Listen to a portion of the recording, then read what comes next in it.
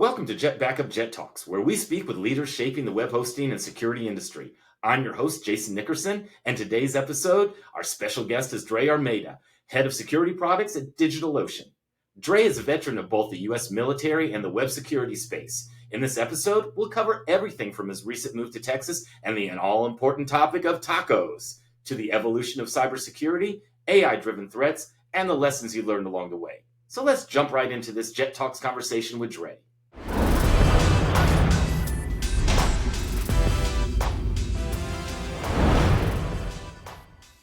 Man, so you've been made the big move out of Texas, man. Now, huh? I couldn't be any prouder to be a buy-in Texan, man. I think back in 2013, I purchased a home there in California. We had moved back from the Chicagoland area probably around 2009. Got a new house in 2013, and at the time we're going, geez, should we move out of state now? This was some of interest. We actually did some research in a number of states, Texas being one of them. But we decided ultimately to stay in the California region because our oldest daughters were in high school or approaching high school. And we didn't want to transplant them at that point. So we made the call, like, look, we got to stick around until they're done. We were this last year at a kind of that same decision-making place. All of our kids, except our youngest, have completed high school or college or in the military. And it was perfect time to transplant before high school for the youngest. And we made it out west of Fort Worth, man. Couldn't be happier. Little room to kick our feet up and spread our wings. It's been wonderful. I mean, geez, you've got Buc-ee's. You have Buc-ee's. So many great taco places. Torchy's Taco is a staple for me. I used to love that. And just a really friendly place. One place will differ, Jason. Coming from Southern California, I have not found Mexican food that compares to California. Now, the Tex-Mex is great, but the Southern California style Mexican food, it's quite superior. Just as I would say that the In-N-Out is superior to Whataburger. Ooh, okay. That's you don't want to tell that to many Texans. And you've got a big choice to make now too. I mean, really, baseball's coming up. Are you going to be Rangers or Astros? I don't know. I'm going with orange. So, I bleed Angels red, my friend. If you look in the background here, that is not changing. Transplant or not, I stick to my team just like I'm still a Chargers season ticket holder. Exactly. No, living in Houston, it was such a baseball town. I've never seen anything like it. And I fell in love with the team. So I'm like, okay, that's my team. Because, living here in Florida, what do I got? The Rays? It's okay. They have a new stadium now that they were going to build, but they're not building after all those hurricanes. So it's a really unique thing. We've got Al Lopez Field here, which is a small field. And that's where the Yankees train. They're actually going to use that. So I'll get to go to a very small, intimate games for the whole season. So I'm going to try to make quite a few of those. There's something about that. I was in my GoDaddy days, the headquartered there out of Arizona, the Phoenix area. And I'd try to get out there in the spring, just, catch the Angels. That's where they practice and play their spring training sessions. So I was out there for that. I'd make it a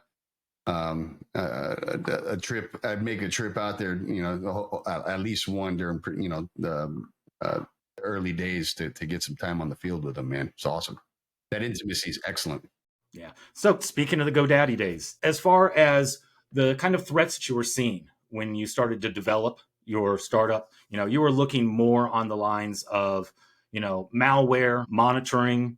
How did that advance Sucuri, the whole acquisition? Yeah, I think maybe some context in the early days. So I got out of the Navy like in 07, and I actually went, that's where I cut my teeth, right? Tech, certainly worked across various security domains. That was all really exciting to me. I spent 12 years in the Navy doing all sorts of IT and security stuff. But that's also where I tried to supplement my amazing Navy income with a side habit of website development, WordPress. So it's where I got into WordPress. Actually 04, so about a year after the fort. In any event, I got out and stepped into the security space. Was in a tech startup that was providing user interfaces to a number of security tools to IT staff in the S&D space. Because back then, oh man, I got to mute some stuff here. Back then, it was IT staff. There wasn't any like really security resourcing in a lot of these small medium businesses. So we were trying to amplify an opportunity for them to make sense of all these network sensors and stuff with a user interface. In any event, that's where I met Daniel Sid, who was the founder of OSEC HIDS. It was a host intrusion detection system, open source project that still exists today. And he was talking about how is there an opportunity to take the same premise of monitoring resources in a network and detection systems and implement some type of monitoring capability to monitor websites for potential points of compromise. And that was really the genesis of Sucuri. Was let's take a look at websites again remotely. So you're looking at it through user agents and various capacities, even like you can mimic geographical outputs, things of that nature, to see if there was any type of malware or issue with the website, and then we would alert against anything that was found. That included outages to broken SSL certificates, you name it. And we would output that to the end user through notification mechanisms. And that led to the advent of needing some type of solution to remediate, because the question from customers was, this is awesome, you found this for me, and I know I have a problem. Some instances they were defaced with some crazy, maybe Viagra ads or what have you. And they're like, we don't know how to fix this, right? We don't have the resourcing, the technical acumen, whatever the case. Can you fix this for us? And we said, can't be that hard.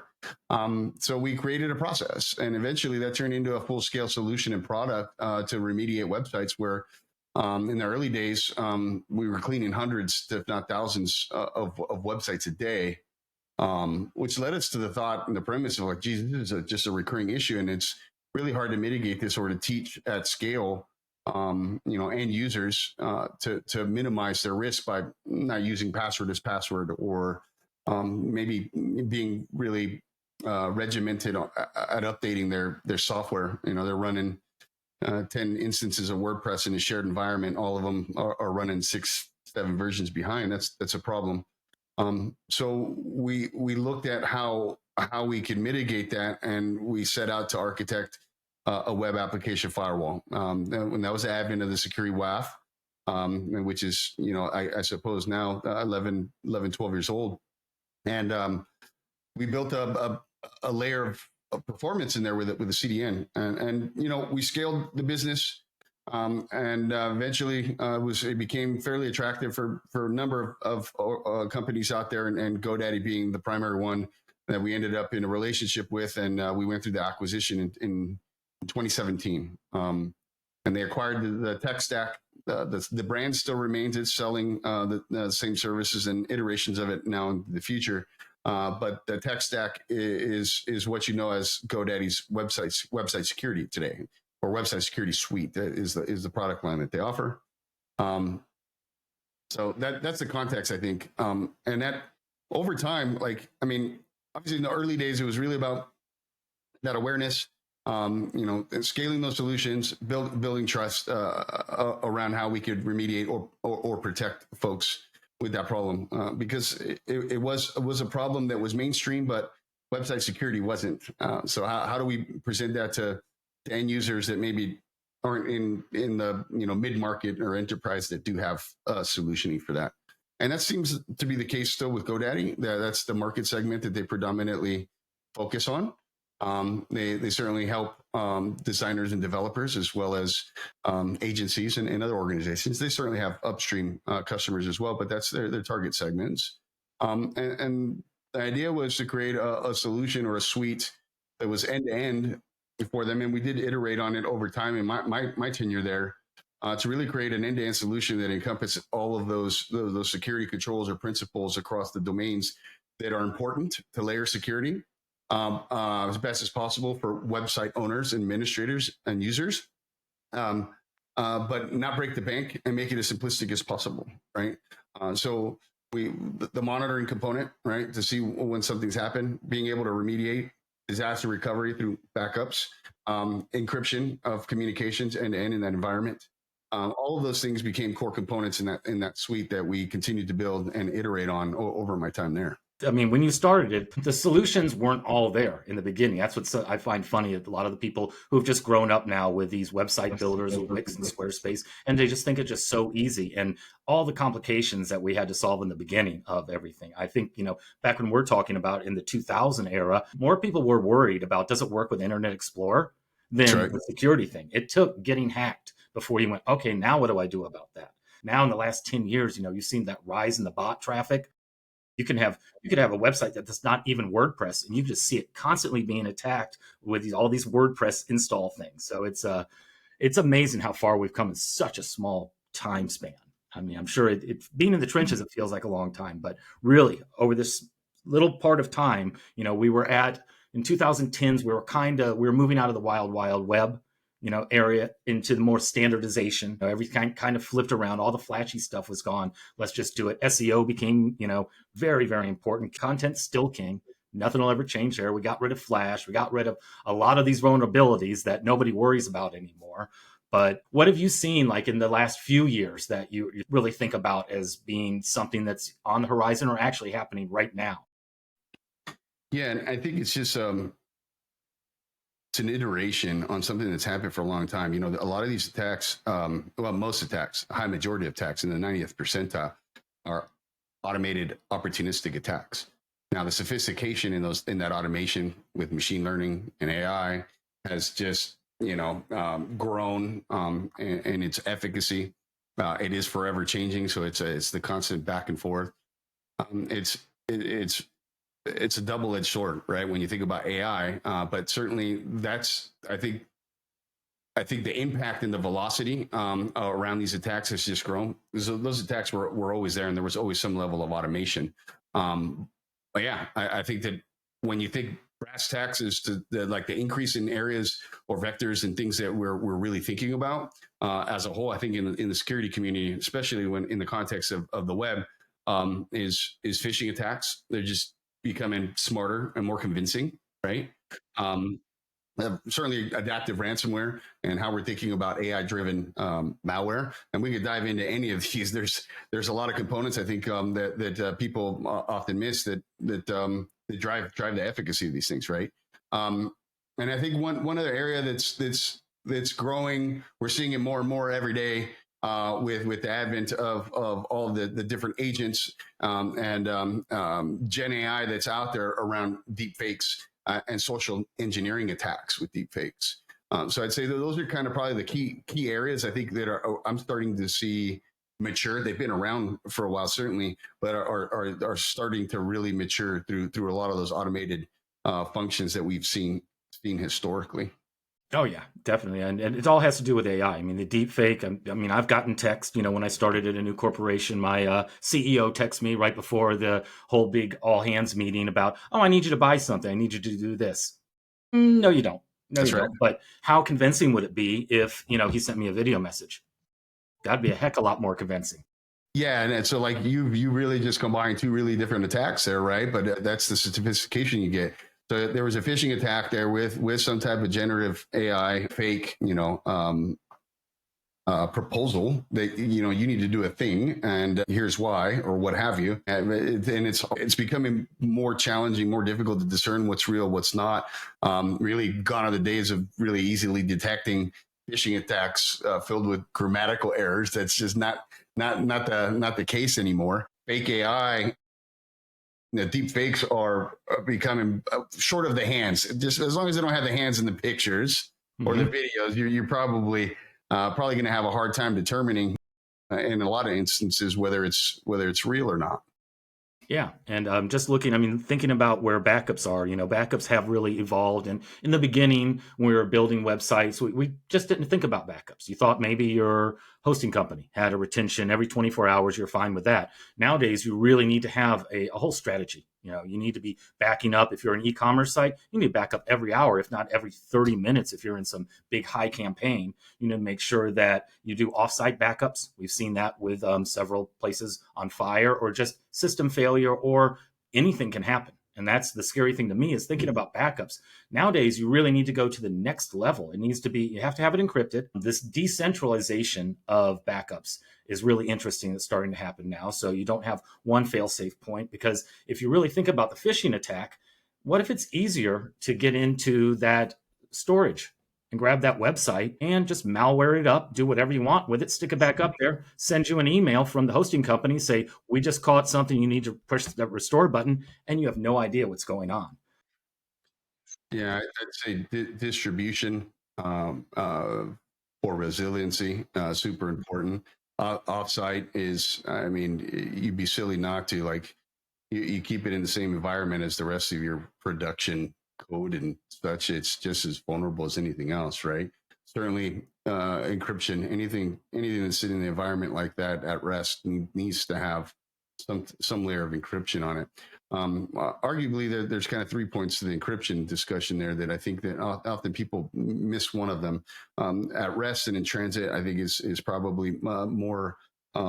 People are more in tune with that and understand that. But the other piece is in use. How are we thinking about encrypting data in a meaningful way to make sure that there is not bad actors leveraging that while it's in use?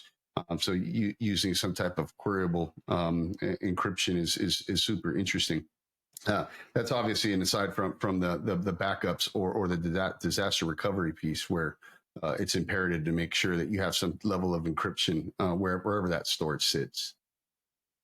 Exactly. And then looking at even cloning and staging nowadays, back when we were building websites, and we didn't even, there wasn't a stage, it was a sandbox, but now with the complexity of these hosting companies now, where they have instant staging, it's a push and pull of files. Everything is very automated from the hosting company standpoint, and it just makes for a better end user when it comes to those type of users, the GoDaddy users, the Hostinger or the Cloudways users. And then, then you have your real developers who, company that I worked for a short period of time after the acquisition of Cloudways, DigitalOcean. Mm-hmm. And that's really the developer. So what do you see? What's new at DigitalOcean since you've jumped in there?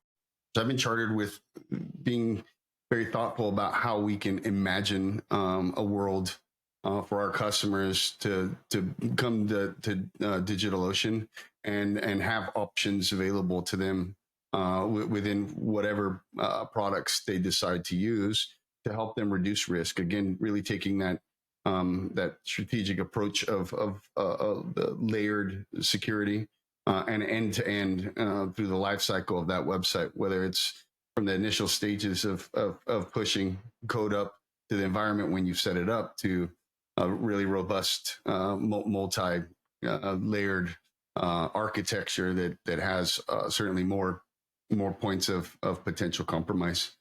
So that's really the thought, at least in my scope where I'm at today. I'm in my infancy in the company, so just ramping up and trying to figure out a viable starting point that is based on customer sentiment and ask, and keeping and exceeding industry standards. So that's where I'm at today. Perfect. And when you're looking at implementing all this, how much AI do you think is going to be used in that? Yeah, and I think that's again, that's what I was saying. It's a double-edged sword. AI is a double-edged sword, right? We talked a little bit about all of the impacts they're making from the, let's say, the nefarious actors side. But I think that there's a strong defensive power in AI for the cloud and web security in general. I think there's opportunities across probably all the security domains that you would see in a cloud environment, whether that's at the application layer or data layer, all right, into the networking layer, infrastructure security, compliance. Like, there's a number of different, I think, generative AI opportunities there, machine learning opportunities to alleviate some of those pain points, automate some of those areas that will maybe reduce the window of opportunity, right? Lowering risk. But if you think about some kind of key areas, I think threat intelligence is really interesting. So AI enhanced threat intelligence. You could create a platform or a solution, some type of capability that can analyze global threat data, right, in real time. It identifies trends before they become widespread attacks. That empowers, I think, end users to minimize, again, that window of opportunity. Of course, that leverage machine learning models to detect patterns and such. You can scrape different parts of the web to see what's happening, what discussions are happening. There's a number of different ways to skin that cat, but in general, AI enhanced threat intelligence. I think about anomaly detection. In general behavioral analytics could be a strong impact point. I think we're seeing some companies do that today. There is a strong opportunity there to leverage AI driven security systems to do that behavioral analytical review and establish. Look, you want to establish baselines for normal patterns, normal activity, and AI is a lot more powerful than the human brain, that's for sure. So how do we come in there to create continuous monitoring capabilities to do that, leveraging AI driven systems? One that's kind of important to me, or at least historically, so I might be a little bit biased, but I think it's an important place. Is we talked a bit about security and the advent of the remediation system, how we created that. We were so immature in terms of like how we implemented that in the early days 15 years ago, and it was very simple in terms of the scripting that we leveraged, the types of reasoning in those scripts, the definitions and the signatures that we leverage to go and find stuff in the environment and say, yeah, like this is bad. There's always false positives and such, but how do we go in and clean those things? But automated incident response and self-healing systems. And I think that AI, generative AI, machine learning is going to make a huge impact there. Again, there's folks in the industry doing this, some further along in that cycle than others, but it's revolutionizing how incident response is handled by enabling automated mitigation. The recovery actions are significantly reduce the time, again, reducing that overall window of anything catastrophic, because it's almost being done in real time. It has the capability to get you back up and running or in a place where negative activities are thwarted in real time. So I'd say those are kind of some of the key areas that I'm thinking about. Fantastic. Yeah, well, let's see here. We're wrapping up here. Where can people find you if they want to reach out? Yeah, so I do have a consultancy that I offer services, CXO level services, some fractional work on the product side, operations, some marketing pieces. Really, it's about helping startups kind of take their awesome idea and look to scale it. So operationally preparing them to actually execute and scale, building apparatus for them to develop scalable plans to build and release product into production, and then helping them tell that story. You can find all of that at armeda.com, which is my last name, ARMEDA.com. And if you want to hit me on Twitter, X now, I suppose, is Dre Armeda on X, so DREMEDA. Fantastic. Thanks, Dre, for your time, and we'll talk to you soon. All the best, Jason. Thank you.